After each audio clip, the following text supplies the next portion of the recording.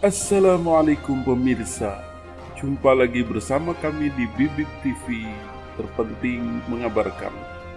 Pemirsa, pada kesempatan kali ini kita akan membahas Dajjal, sebuah kata populer yang merujuk pada sosok yang menyeramkan, bermata satu atau buta sebelah, dan muncul menjelang hari kiamat tiba. Lalu dari mana gambaran sosok dan penampakannya itu didapatkan? Rupanya sosok Dajjal mendapatkan gambarannya dari hadis-hadis Nabi Muhammad SAW.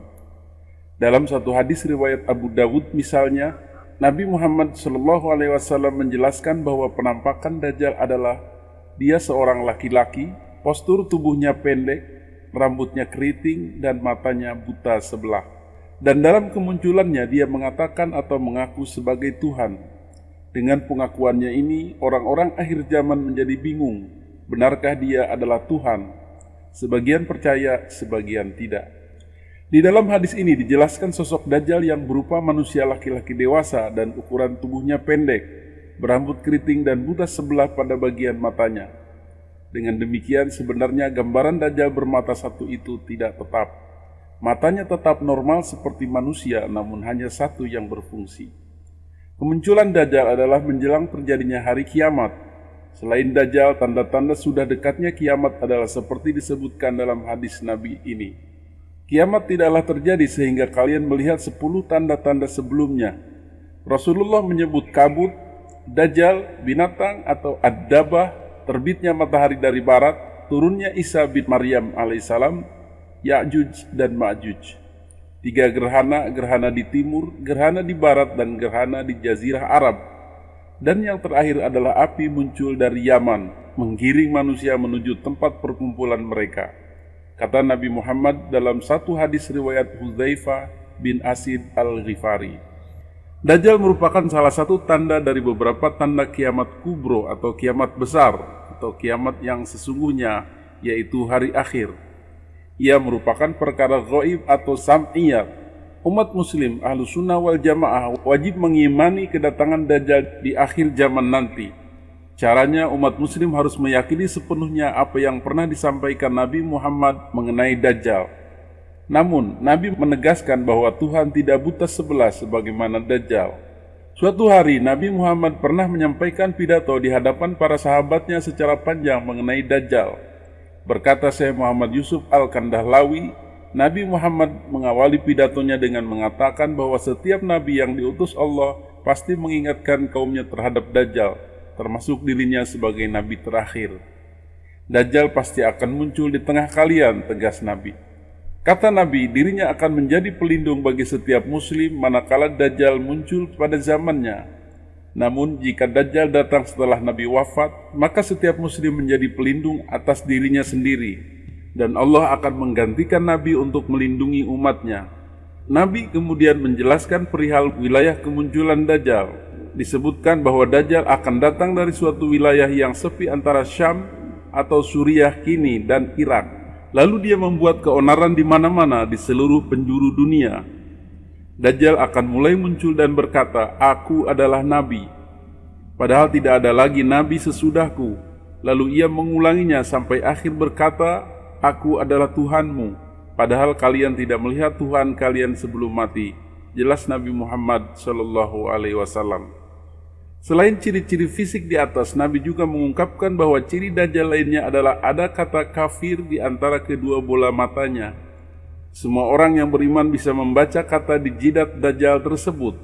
Oleh karena itu, Nabi memerintahkan umatnya yang menjumpai Dajjal agar meludahi wajahnya dan membacakan awal-awal surat Al-Kahfi. Dajjal dijelaskan Nabi Muhammad sebagai seseorang yang sakti.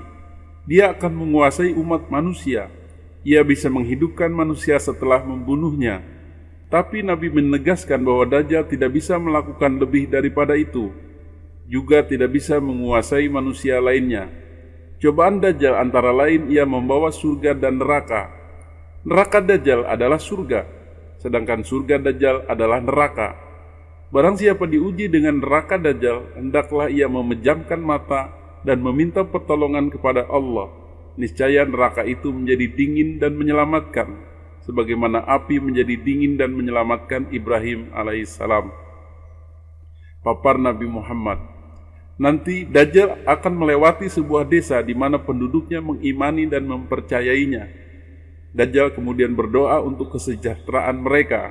Maka hujan pun turun, bumi menjadi subur, binatang mereka menjadi sangat gemuk, penuh dengan daging dan deras air susunya. Kondisi berbeda dialami penduduk desa yang mengingkari dan tidak mengimani Dajjal. Dajjal mengutuknya hingga tidak ada satupun binatang mereka yang hidup. Hari-hari Dajjal adalah 40 hari. Satu hari seperti 1 tahun. Satu hari lagi seperti sebulan. Satu hari lagi seperti sepekan. Sedangkan hari-hari berikutnya adalah seperti hari-hari biasa. Sedangkan hari terakhir adalah hari seperti Fata Morgana. Pagi hari seseorang berada di pintu Madinah dan sebelum di pintu yang lain, sore hari telah tiba, kata Nabi Muhammad. Demikianlah penjelasan Nabi Muhammad mengenai Dajjal. Selain menyampaikan ciri-ciri wilayah kemunculannya dan cobaan yang dibawakan Dajjal, Nabi Muhammad juga mengingatkan agar umat muslim tetap memegang teguh keimanan dan keislamannya, tidak mengikuti apalagi meyakini apa yang disampaikan Dajjal. Karena sesungguhnya surganya Dajjal adalah nerakanya Allah, dan nerakanya Dajjal adalah surganya Allah. Kata Dajjal adalah sigoh mubalaghah, bentuk persangatan dari kata Dajjala yang berarti pembohong besar. Secara terminologis, Dajjal diartikan sebagai orang yang menutupi sesuatu, karena ia disebut dalam hadis sebagai akwar. Ia dianggap telah menutupi kebenaran dan orang yang paling berdusta. Pemaknaan literal seperti ini pernah terjadi dalam sejarah Islam. Para pendusta atas nama agama sering disebut sebagai kadzab, Dajjal. Pendapat para sahabat dan ulama yang muktabar atau ulama pada umumnya, Dajjal itu adalah pertama individu atau seseorang, yang kedua seorang Yahudi, yang ketiga ia keluar dari Khurasan atau Asbihan dan sekitar itu.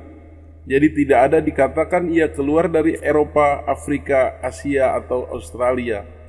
Apa yang dilakukan seorang Dajjal adalah hakikatnya seperti itu dan ada yang menjadi majazi, kiasan. Namun ia tetap satu orang. Dalam hadis riwayat Imam Muslim dinyatakan bahwa Dajjal itu adalah seorang Yahudi. Sesungguhnya ia adalah seorang Yahudi. Sesungguhnya ia tidak mempunyai keturunan. Sesungguhnya ia tidak bisa masuk ke Madinah dan tidak masuk Mekah. Sebelum Dajjal akhir zaman ini akan ada banyak pendusta. Rasulullah menyebut akan ada hampir 30 orang pendusta yang berkarakter Dajjal. Bacalah surat Al-Kahfi untuk terhindar dari Dajjal. Rasulullah menganjurkan kita untuk membaca atau menghafal bagian surat Al-Kahfi. Dari Abu Darda radhiyallahu an bahwa Nabi SAW bersabda, barang siapa yang menghafal 10 ayat dari bagian awal surat Al-Kahfi, niscaya dia akan terlindung dari fitnah Dajjal. Demikianlah hadis-hadis Nabi tentang Dajjal. Kita mengimaninya, ia akan datang menjelang kiamat tiba. Namun secara majazi, Dajjal bisa berwujud orang-orang yang memutarbalikkan kebenaran, menjadikan kebenaran itu nampak sebagai kesalahan, dan justru kesalahan diperlakukan sebagai kebenaran. Orang-orang yang berjuang di jalan kebenaran hakiki malah diberi siksa seperti neraka, dan orang-orang yang berada di jalan kesalahan justru diberikan kenikmatan dan pujian. Penduduk yang tidak mengikuti Dajjal akan berada dalam kehidupan yang sulit, seperti kemarau panjang dalam hadis tersebut. Namun mereka yang mengikuti Dajjal akan mendapatkan kehidupan yang mudah. Pada akhirnya sosok Dajjal ini akan berlaku sebagaimana Tuhan yang menentukan hukuman, siksaan, kematian bagi warga-warga yang membangkangnya, dan yang memberikan kenikmatan, kehidupan dan kesenangan bagi mereka yang taat kepadanya. Namun seperti dikatakan hadis tersebut, orang mukmin yang imannya kuat masih tetap bisa melihat tulisan kafir di wajahnya, walau sepintar apapun dia memutarbalikkan kebenaran dengan kata-katanya dan berlaku bak Tuhan bagi pengikutnya. Demikian BBM TV mengabarkan.